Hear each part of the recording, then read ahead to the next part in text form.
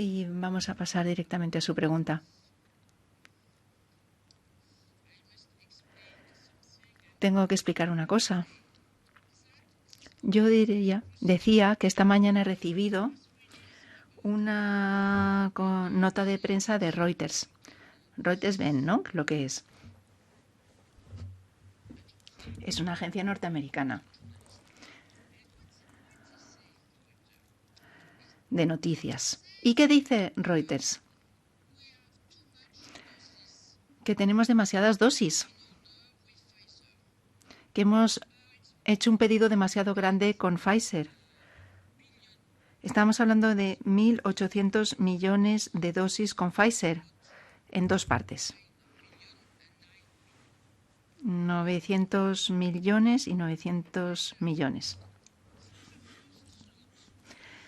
Primer lote. Ahí los Estados miembros no quieren comprarlos. Porque dicen, ahora ya no hay ninguna urgencia para vacunar a tanta gente. Pero estamos obligados a comprar las dosis. Porque está en el contrato. Y la Comisión ahora se ha reunido con Pfizer para pedirle que se tomen más tiempo para la entrega de las dosis, porque ahora tenemos demasiadas dosis. Y Pfizer ha dicho, muy bien, estoy de acuerdo, pero el precio ya no va a ser 19 euros, sino que como en Estados Unidos va a ser 100 euros o 130 euros por dosis. Sí, sí, de eso me acabo de enterar, ¿eh?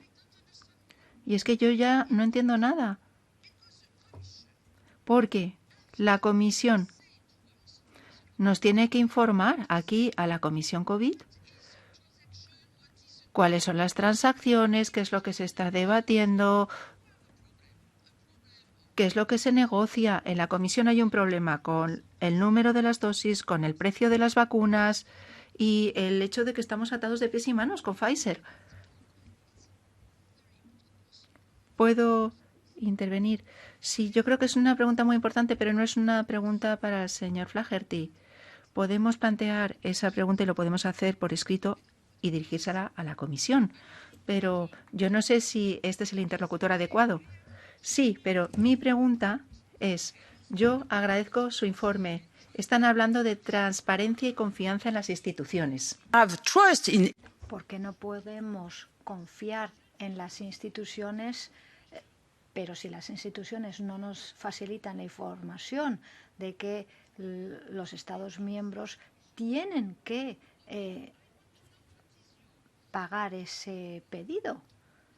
Y yo quisiera conocer sus comentarios sobre esta situación. Gracias, señora Limer. Well, first off, Muchas gracias. En primer lugar, es increíble que en la Unión Europea no podamos contar con servicios de interpretación. Y luego nos dice la UE qué bien funciona la digitalización. Esto de entrada. Voy a intentarlo ahora en inglés.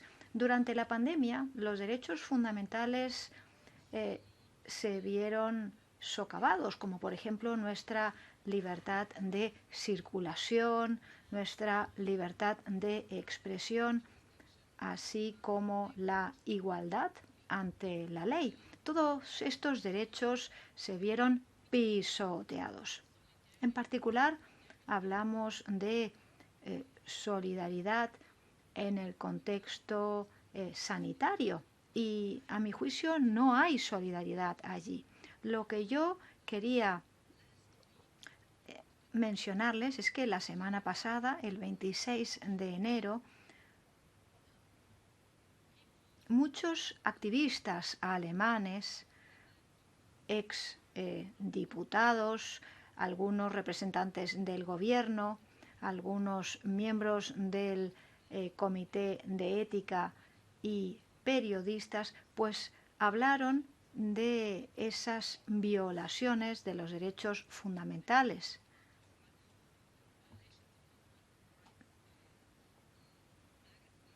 en el periódico Die Zeit. Y yo quería darles una muestra de lo que decían.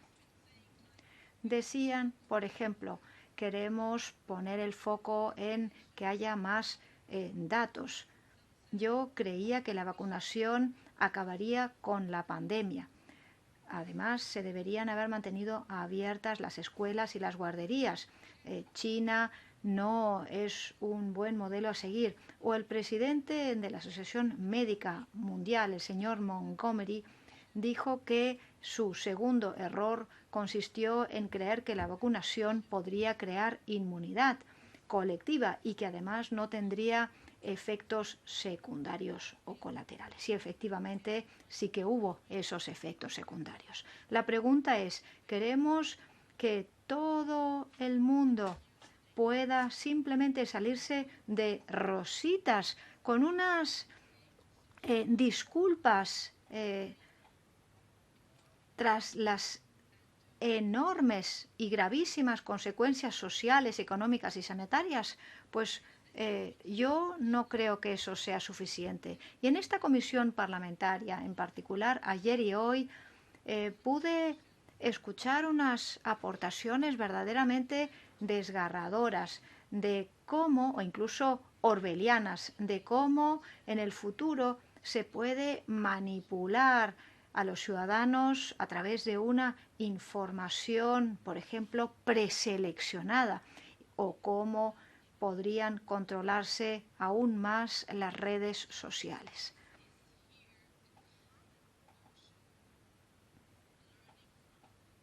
Y ese es un poco el aprendizaje de la pandemia. Pero yo no estoy aquí para esto, sino que se trata de... yo estoy aquí para acabar con ese silencio, con ese encubrimiento y con la ocultación de hechos.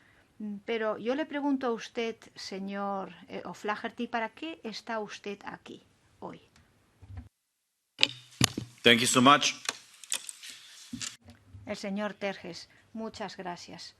Yo quiero hacer un comentario antes de formular preguntas. Señor O'Flaherty, usted en el informe de la agencia FRA, cuando se refiere a la confianza en las instituciones, pues yo, con todo el respeto, no creo que la agencia FRA tenga que examinar el tema de la confianza en las instituciones. Ese no es el derecho de las personas. El confiar en las instituciones es el resultado de las actividades de dichas instituciones. Y en el comienzo de este proceso vemos cómo cree la gente y cómo desempeña su labor las instituciones. Y en lo que hemos escuchado en los últimos 3 años es exactamente lo que ha dicho la colega, la señora Limer. Los diferentes funcionarios públicos o altos cargos que creían, entre comillas, que la vacunación iba a funcionar, que creían que ciertas medidas iban a tener un cierto efecto. Pero desafortunadamente se violaron los derechos de nuestros ciudadanos basándose en las creencias de esas personas que estaban a cargo de la situación. Entonces, la primera pregunta que yo le dirijo al director de la agencia FRA es que una de las obligaciones de esa agencia es el salvaguardar la Carta de los Derechos Humanos de la UE. Y en el artículo 3 se dice el derecho a la integración de una persona. Todos tienen el derecho de que se respete su integridad física o mental. En el ámbito de la medicina y biología se tiene que respetar en particular los siguientes: un consentimiento libre e informado de las personas afectadas en virtud de los procedimientos establecidos en la ley. Reitero, el consentimiento libre e informado. Mutatis mutandis respecto a la cita del artículo 3. Si estas personas, por tanto, se vieron obligadas a vacunarse en conculcación de sus derechos fundamentales, su consentimiento fue otorgado libre e informadamente, porque no vemos, por ejemplo, con esos contratos firmados con las farmacéuticas, si nosotros los eurodiputados no tenemos acceso pleno a estos contratos, pues ¿cómo los ciudadanos de a pie pudieron ejercer libre e informadamente su derecho a ese consentimiento. Señor Teres, tenemos algunos problemas técnicos, pero no es necesario gritar, ¿eh? Los micrófonos funcionan muy bien. A ver, con el debido respeto, tenemos el problema de interpretación y he tratado de ser muy escueto en mi intervención. Señor O'Flaherty, tiene la palabra para responder. Adelante. Gracias, señora presidenta. Y yo lamento mucho por tener que celebrar este debate en inglés. Es muy desafortunado y agradezco la comprensión de sus señorías. En cuanto al tema de las vacunas, muchas de sus observaciones rebasan el mandato de la agencia. Simplemente quisiera recordar que tenemos todavía muchísimo que hacer para llevar las vacunas allí donde se necesitan en el mundo. O sea que hay muchos países del mundo que están desesperadamente esperando obtener esas vacunas, esas dosis. Y en segundo lugar, respecto a la transparencia de nuestras instituciones, pues ¿cómo nuestros ciudadanos pueden confiar en las instituciones si no hay transparencia? Y esto va al hilo de lo que decía el señor Terés hace unos instantes. Por cierto, el buscar la transparencia e identificar esto como eslabón relativo a la confianza es parte de las competencias de mi agencia, porque justamente es el respetar ese control, ese contrato social, y el contrato social solamente se puede aplicar en un contexto de confianza. Por ello necesitamos esa información. Y ya respondiendo a la señora Limer y al señor Teres, que ha esgrimido algunos argumentos similares. La primera cuestión que le puedo responder es que en esta época moderna la pandemia no ha tenido precedentes. Los gobiernos tenían que hacerlo, digamos, sobre la marcha, sin preparación previa ni experiencia. Y para muchos que no eran médicos de profesión tenían que asesorarse con expertos y efectivamente era importante contar en esos equipos de asesoramiento con médicos. En muchos sitios se hizo así. Y en tercer lugar, hasta qué punto el asesoramiento imponía limitaciones a los derechos, la libre circulación, a la libre expresión, etcétera. Esto también se tuvo que hacer codo con los expertos en materia de derechos humanos. Me hubiera gustado que nuestras agencias nacionales en materia de derechos humanos estuvieran más implicadas en todo esto. También los comités de ética y de igualdad, que se hubiera consultado. Esto fue mejorando con el tiempo.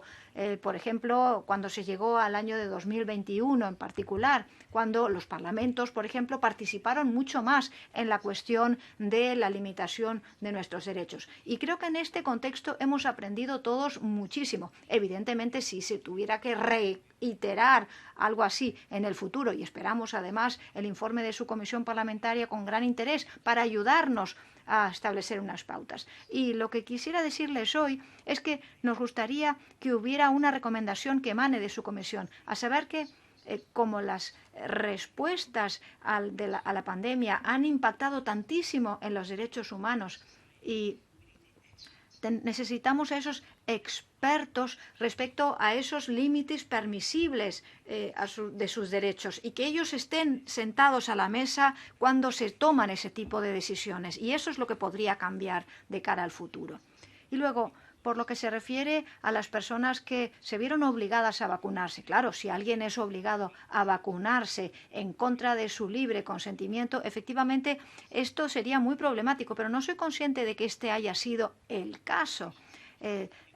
El estatus de vacunación de una persona efectivamente incidía en la facilidad o en el acceso que tenía, por ejemplo, para, si uno podía demostrar que estaba vacunada una persona, pues esto efectivamente facilitaba la libertad de circulación. Y también pensemos en las restricciones, en las cuarentenas, confinamiento. Pero yo creo que esas limitaciones eran legítimas también desde el punto de vista del principio de proporcionalidad, teniendo en cuenta la enorme crisis a la que nos enfrentábamos. Gracias.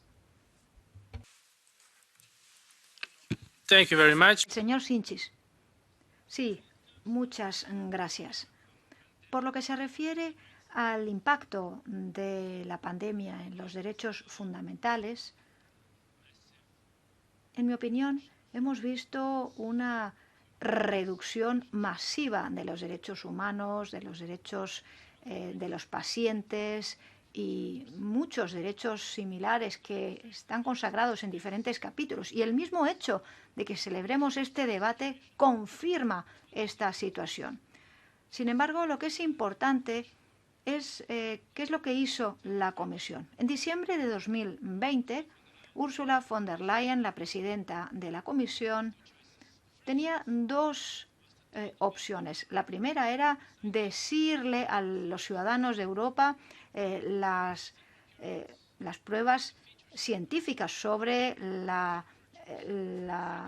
abastecimiento con vacunas, y la segunda opción era el seguir la narrativa del marketing de la pandemia y engañar mediante una publicidad falsa, mediante esos certificados digitales, engañar a los europeos para que aceptaran un producto muy diferente de lo que se presentaba y promovido por las farmacéuticas. La presidenta von der Leyen optó por la segunda alternativa, porque esto iba a aportar muchísimo más dinero a sus amigos de BioNTech, de Pfizer, y quién sabe, bueno, porque no le podemos invitar aquí, porque se invitó finalmente a la presidenta, ella no ha comparecido.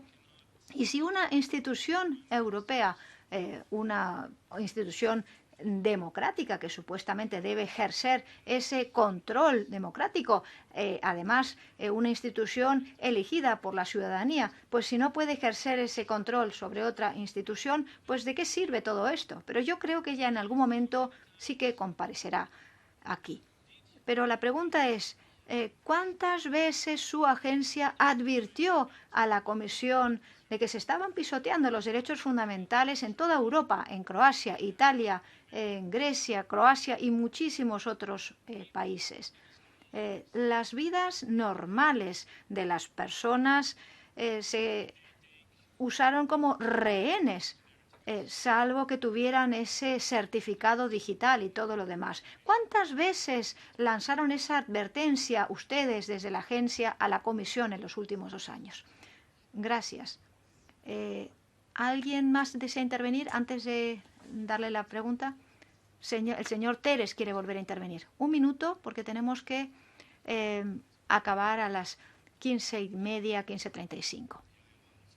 Sí, al hilo de lo que decía el director de la FRA, en el sentido de que no se estaba obligando a las personas a vacunarse. Eso es falso, porque para poder ejercer sus derechos fundamentales básicos tenían que la gente vacunarse. Incluso nosotros, los eurodiputados, los intérpretes, etcétera, etcétera, si no tenían la vacuna no podían acceder al edificio, o si su vacuna databa de hace más de 6 meses. Los derechos fundamentales no tienen que ser aprobados por otra autoridad, por otro burócrata para poder ejercerse. O sea que hasta qué punto la agencia FRA controló, vigiló esa obligación de vacunarse que se impuso a la gente durante la pandemia.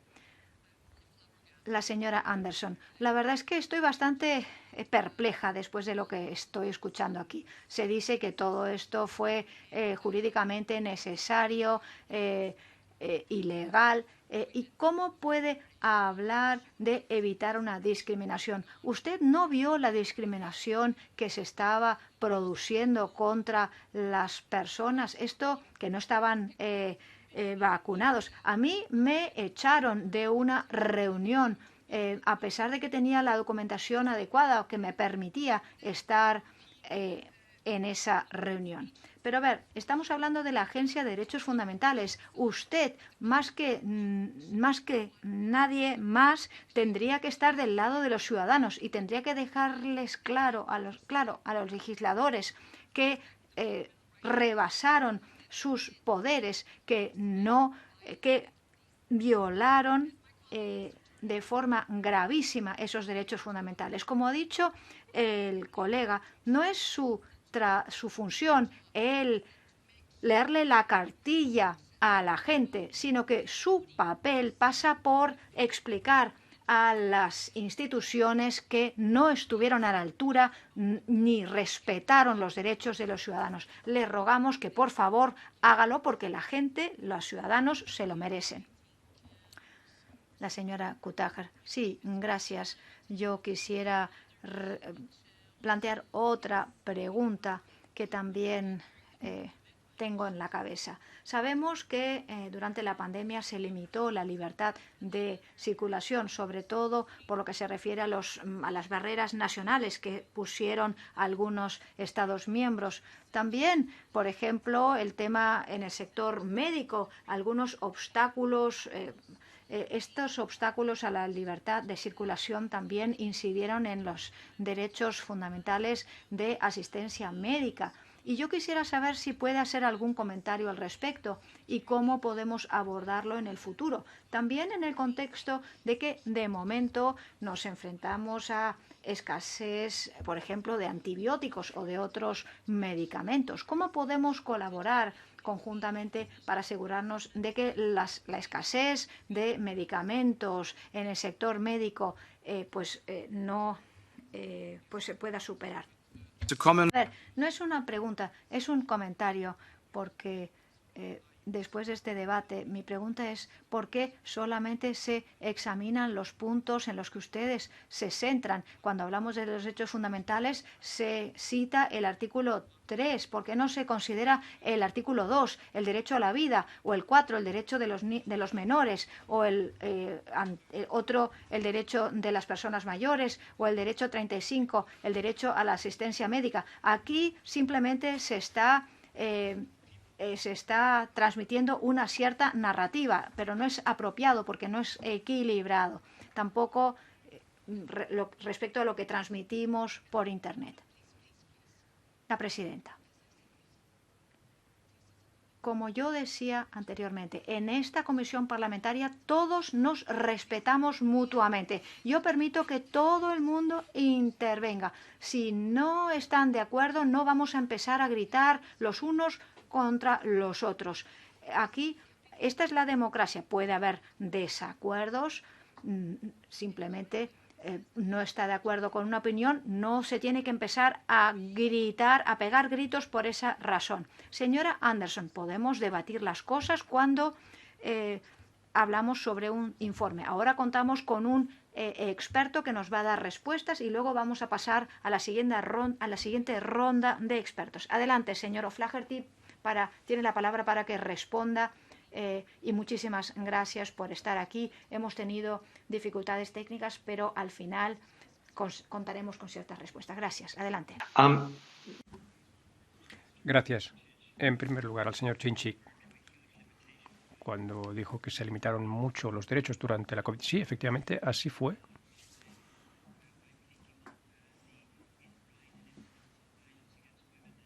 Pero bueno, también tenemos temas de violencia contra las mujeres o contra los niños en el ámbito familiar. Esto puede tener también un impacto enorme en la evolución de los niños porque se interrumpió su asistencia a la escuela. Tantos grupos, no se olviden de los 6 millones de Roma también. Todas estas personas son fundamentales al hablar de estas enormes limitaciones de derechos. Se ha interrumpido la conexión. Invertir en ellos a través de los fondos disponibles para capear las tormentas en el futuro. Yo no tengo pruebas de que en la Comisión Europea o en otras instituciones de la Unión Europea hubiese personas con intencionalidad de engañar a nivel de las vacunas. No puedo sustentar esa acusación. Nosotros, a diario a la Comisión, le fuimos diciendo, es decir, todo lo que elaborábamos durante la COVID se transmitía a la Comisión. Muchos briefings sobre esto. Realizamos ciertas investigaciones también a petición de la Comisión, por ejemplo. Fue porque la Comisión lo pidió que realicemos una investigación de la situación de las personas mayores en los centros de atención a los ancianos. Y eso, pues, en fin, el intercambio entre la gente y la Comisión fue continuo y vibrante continuamente. Señor Anderson, decía usted que yo dije que todo fue legal durante la COVID. Yo no lo he dicho. Yo lo que dije fue que cada incidente debe ser investigado en su contexto y en el lugar en el que se produjo y en el momento de la pandemia en que se produjo. Y solo en base a eso se puede determinar si los principios de necesidad, legalidad, proporcionalidad y no discriminación se respetaron o no. En muchos casos no se respetaron.